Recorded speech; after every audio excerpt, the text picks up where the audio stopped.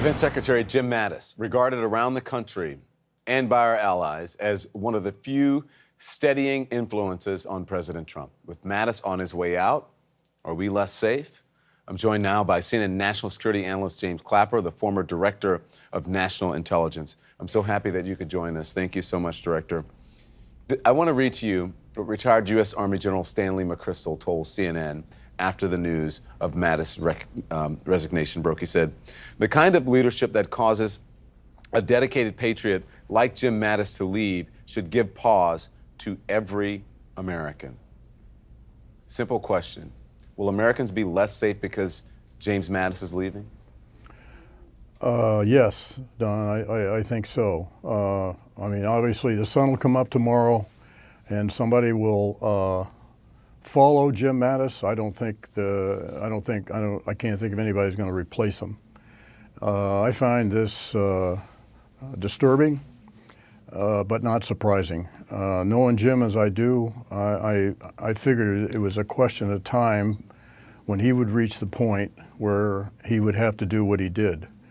His letter is classic. It'll go down in history. It was compelling both for what it said and what it didn't say. What are you hearing, Director, from others in the national security and intelligence community?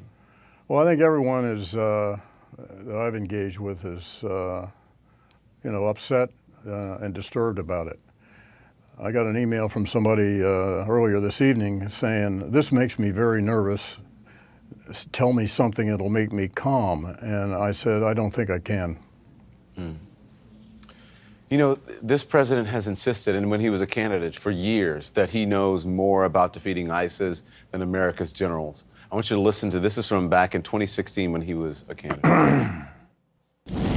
Do you still feel like you know more about ISIS than the generals? Well, they don't know much because they're not winning. That I can tell you. Now, I think they're not winning for a different reason. I think Obama's hurting them. How so? It's being run, well, from what I hear, it's being run from the White House. So is President Trump doing exactly what he criticized President Obama for doing for our nation's top generals? He just quit over it.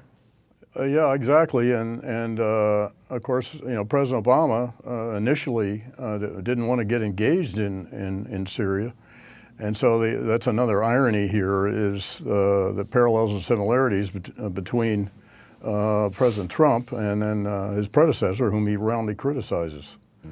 By the way, I have to say that it is completely wrong to assert that ISIS has been defeated. They have not been. You said just a moment ago that the letter was as compelling as what it said for what it didn't say. What didn't it say?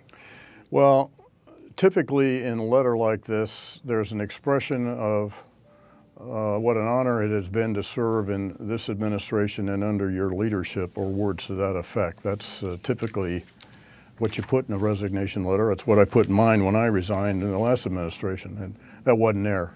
And that was a pretty obvious and I think very compelling omission. Yeah.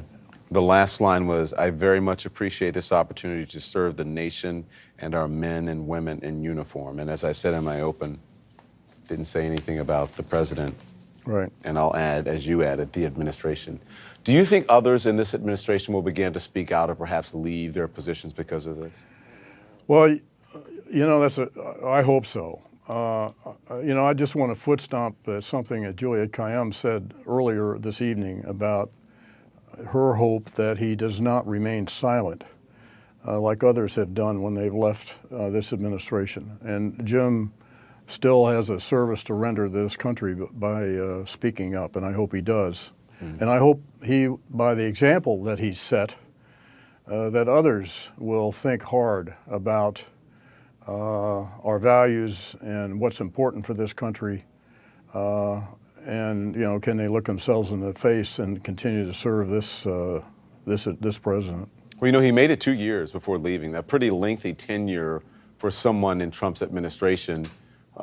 Who's going to want to take this job, you think, especially knowing that the president may just decide to ignore any advice that you're giving or making, and he does unilateral decisions all on his own. Oh, exactly. I mean, you know, he's a stable genius, so I guess he's capable of doing that.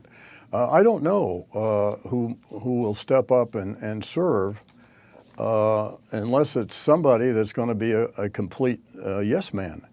And it seems to me that what the president much prefers is people who will, you know, just salute smartly and yes or 3 bags full, and march off and do whatever he wants done without any thought about the implications. And this withdrawal from Syria is reckless, in my view, as an example.